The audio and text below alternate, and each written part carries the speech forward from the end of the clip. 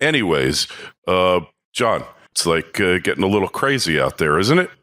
Well, just a little. I think it's going to get a lot crazier, though.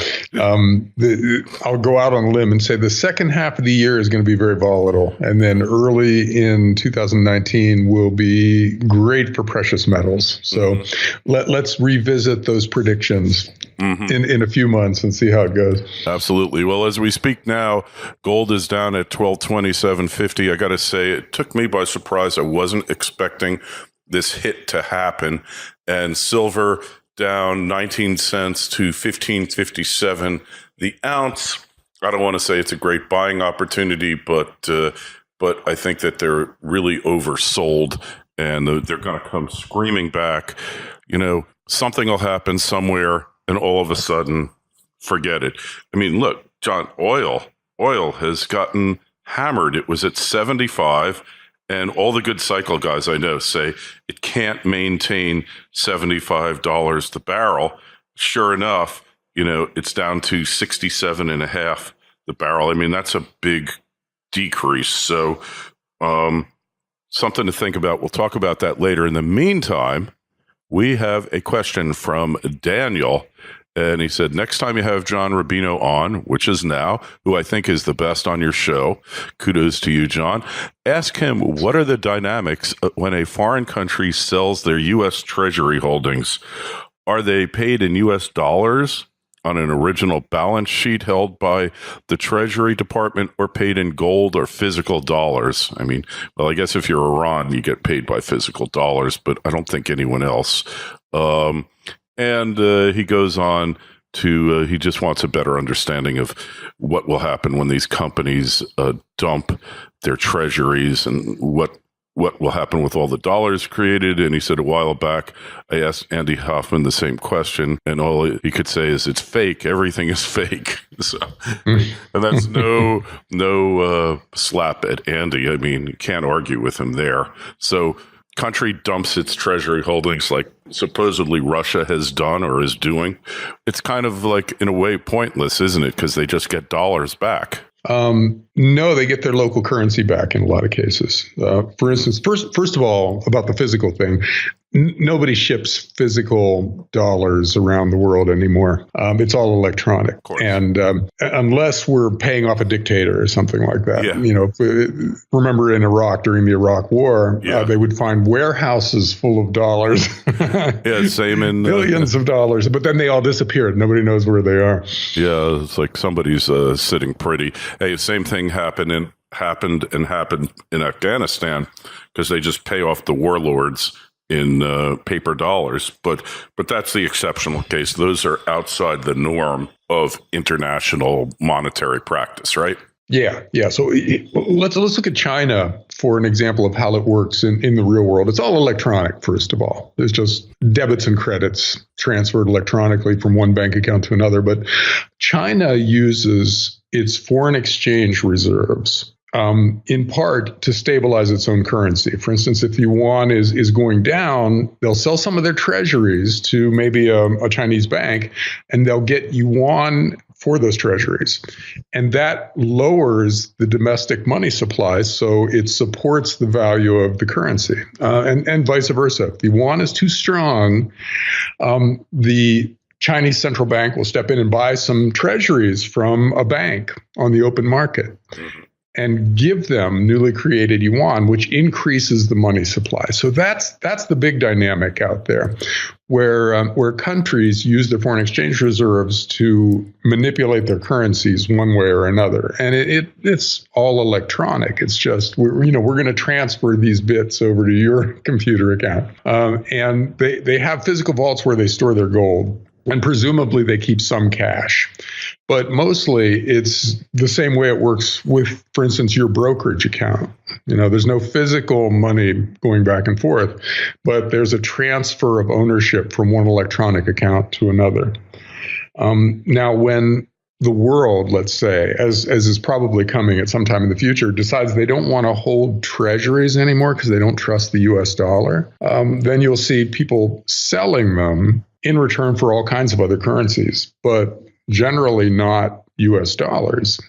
And that's going to force the value of the US dollar down. If China decides it wants to sell all of its treasury holdings and they get yuan or euros or something else for them, then that's downward pressure on the dollar. Because that means there are dollars that are basically orphaned out there. Nobody wanted them, so they had to be traded at lower and lower value in order to get somebody to buy them. And a lot of those dollars will come back here. Basically, what a dollar is, when we send it out into the world, it's a claim on U.S. assets.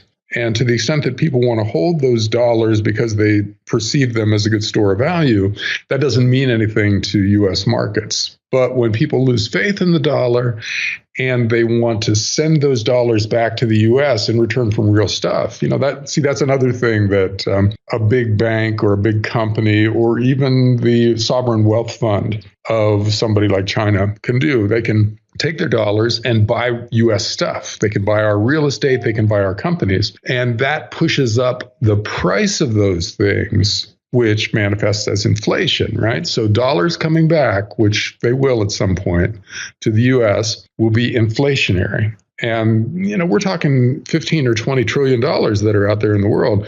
So when that happens, it's potentially destabilizing. And that's the big issue with global holdings of dollars.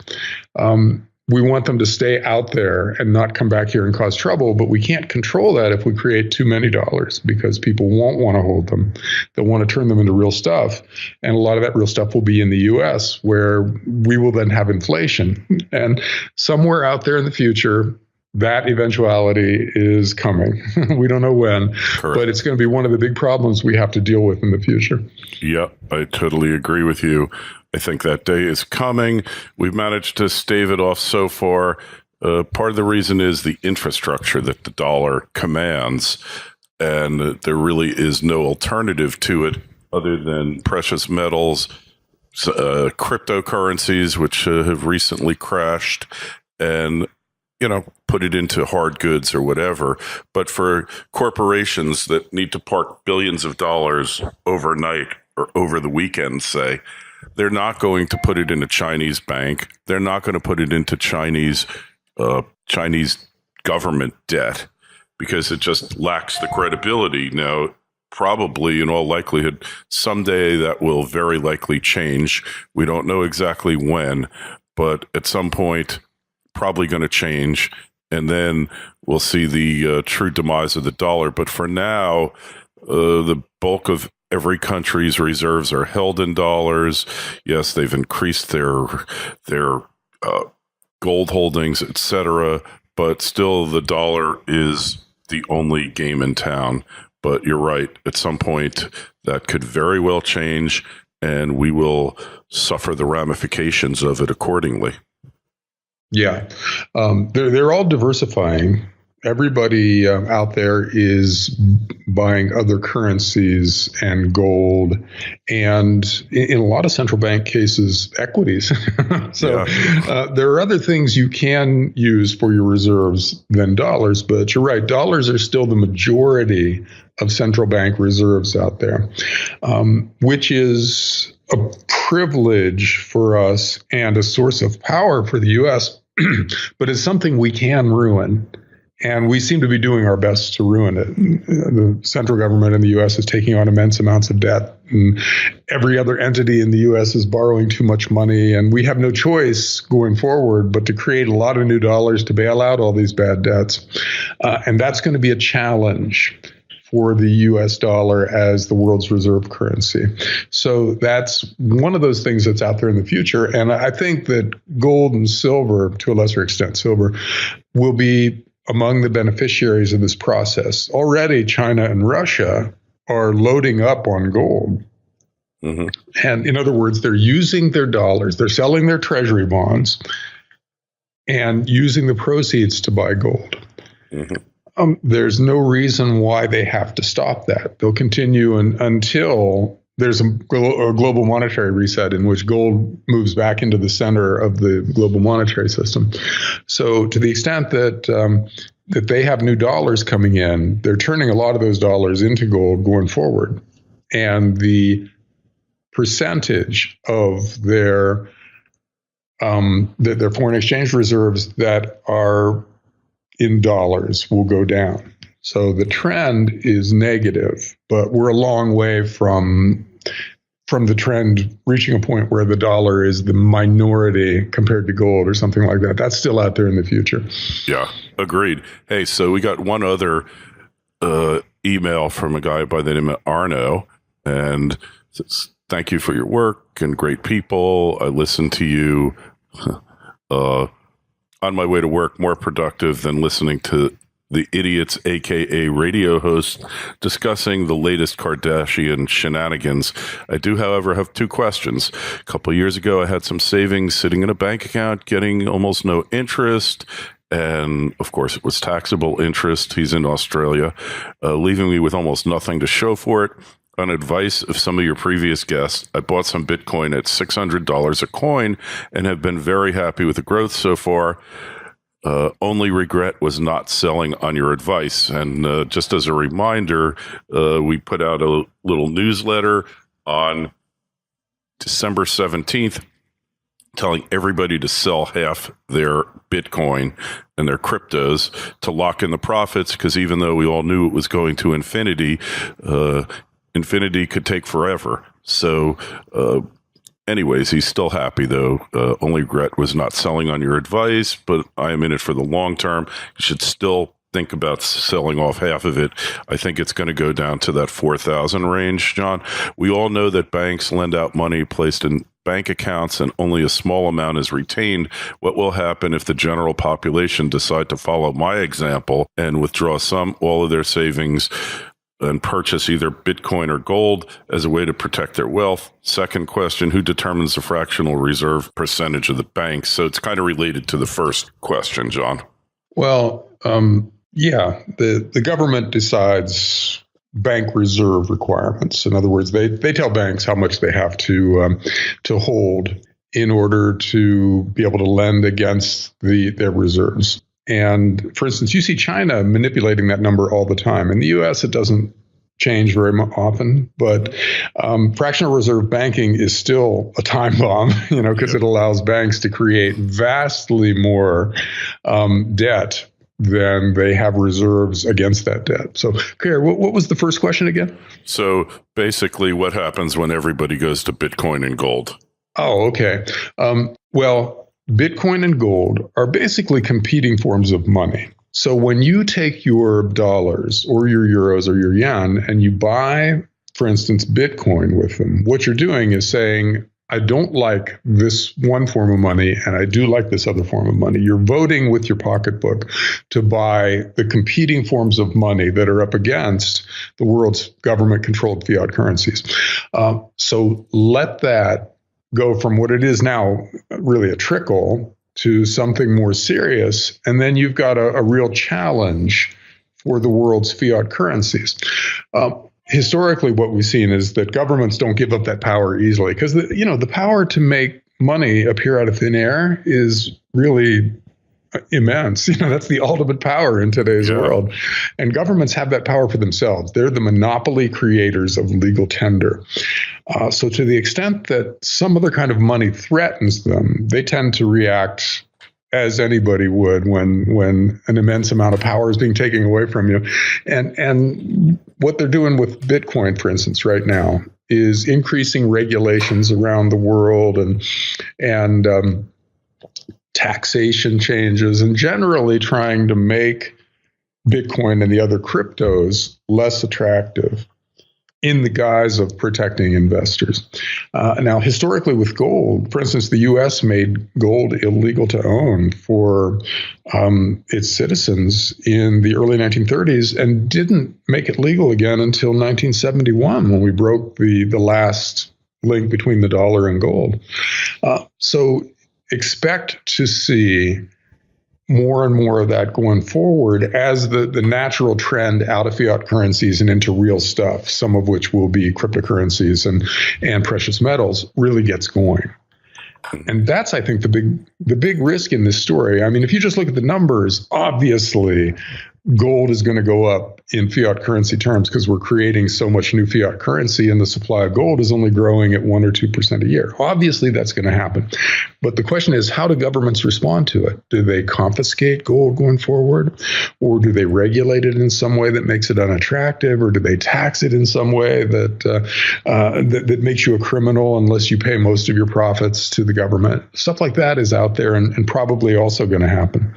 So I think that in general, the owners of the best cryptocurrencies and the owners of well-chosen and well-stored precious metals-related investments will do well, but I don't think it's a smooth ride. I think governments aren't going to give up that power without a fight.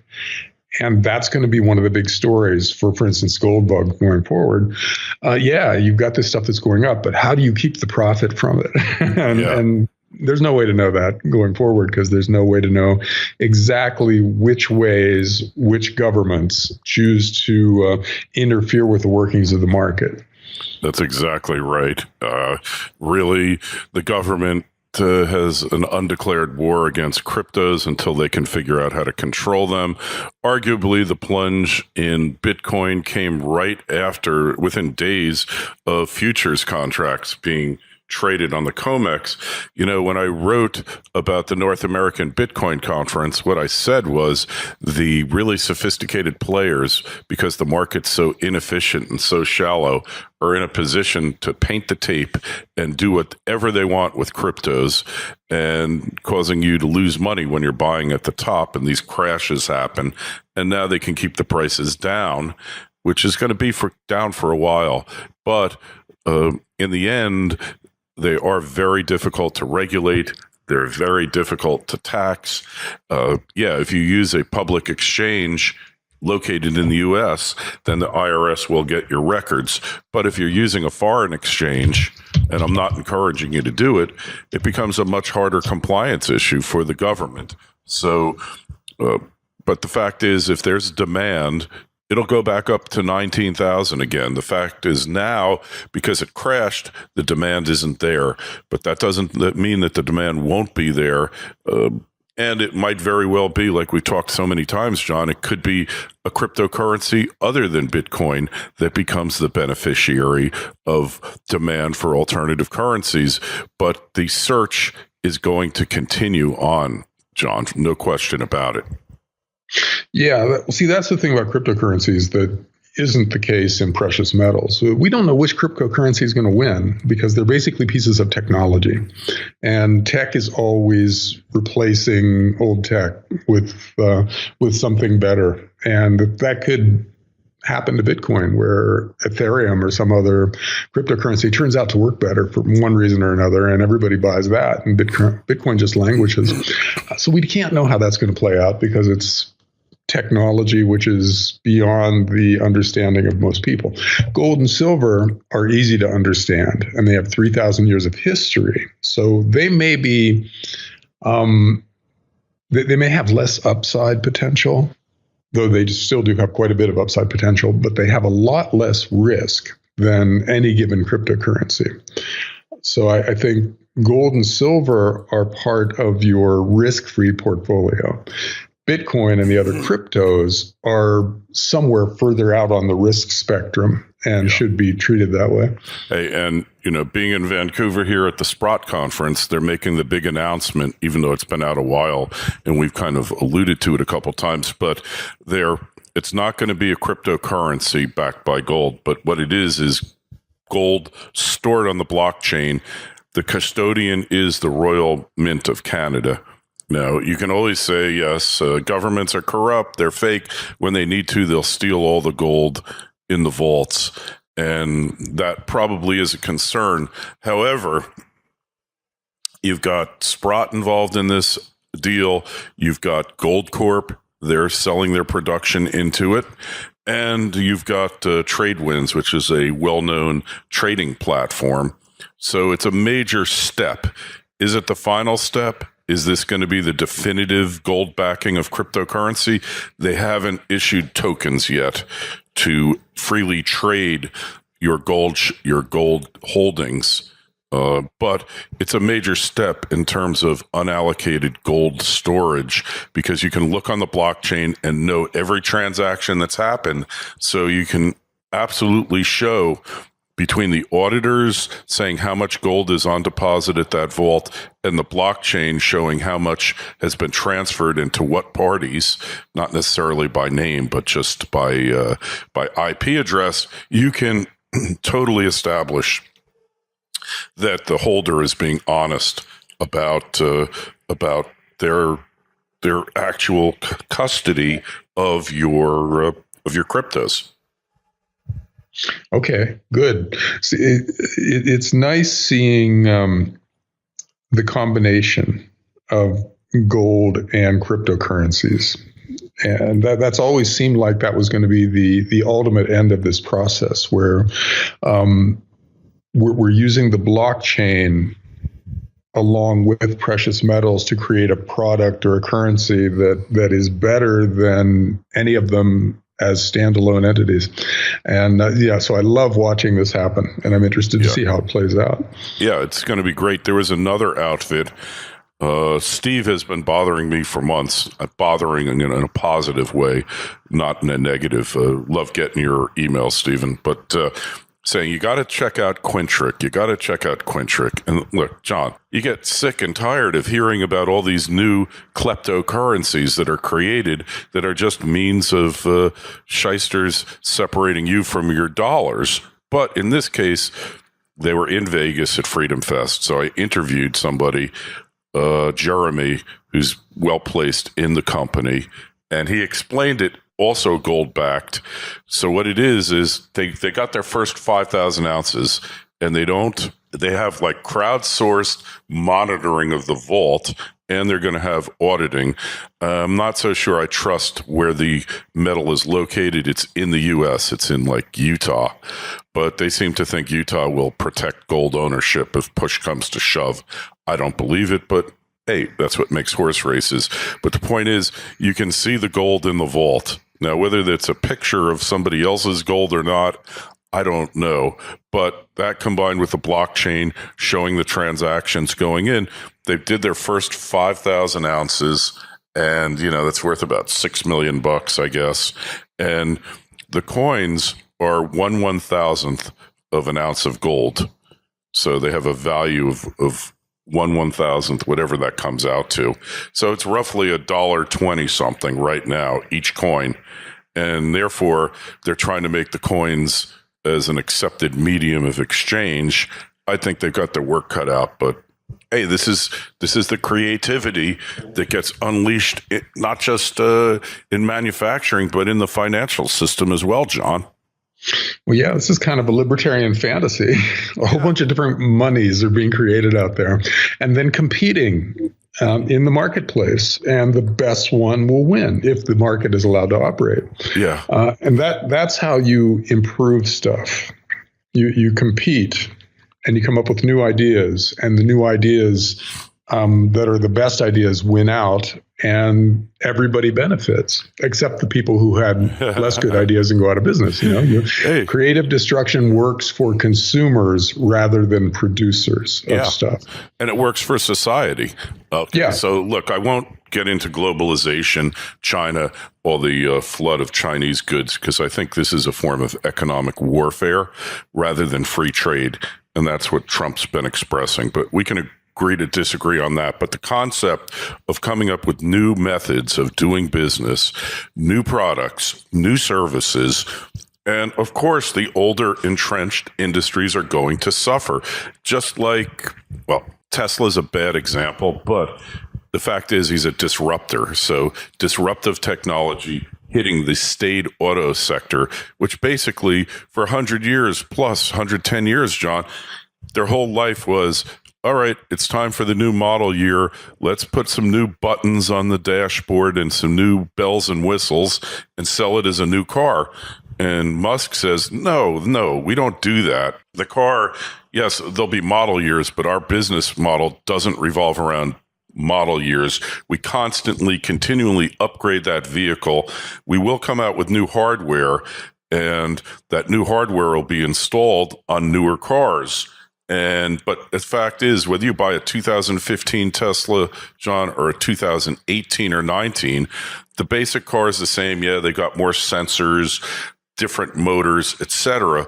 But their product release revolves around actual improvements to the product, purported improvements, rather than just, hey, it's a new year, let's come out with some new shaped taillights.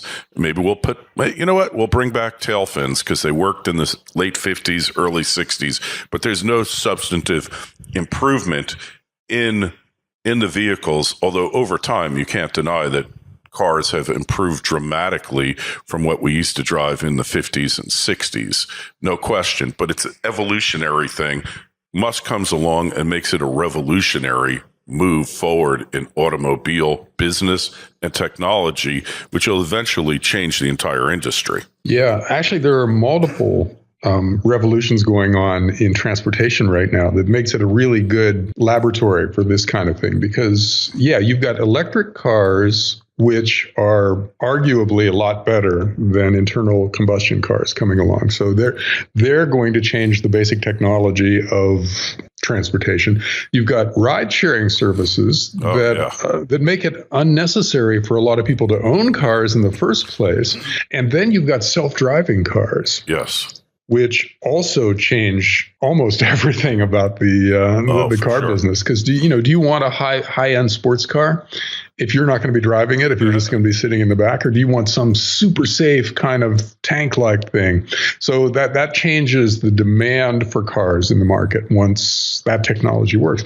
And all of this stuff is coming along at once. So it must be hard to get a good night's sleep if you're an auto executive, for instance, because you have to decide whether to adopt this stuff or to oppose it or to adapt in one way but not in other ways. And the car companies that do the best job of riding this wave are going to be the ones who succeed. Not necessarily the ones with the best technology, but the ones who are most adaptable. And, it's not clear right now how you adapt exactly to something like this. That's for sure. Hey, and we see the same thing in the hotel business. Airbnb doesn't own any hotel rooms. It's the largest provider of overnight lodging in the world. Many, many times larger than a Marriott or a Starwood. Well, they're the same now, or Hilton or Hyatt. So disruptive technology, bringing home benefit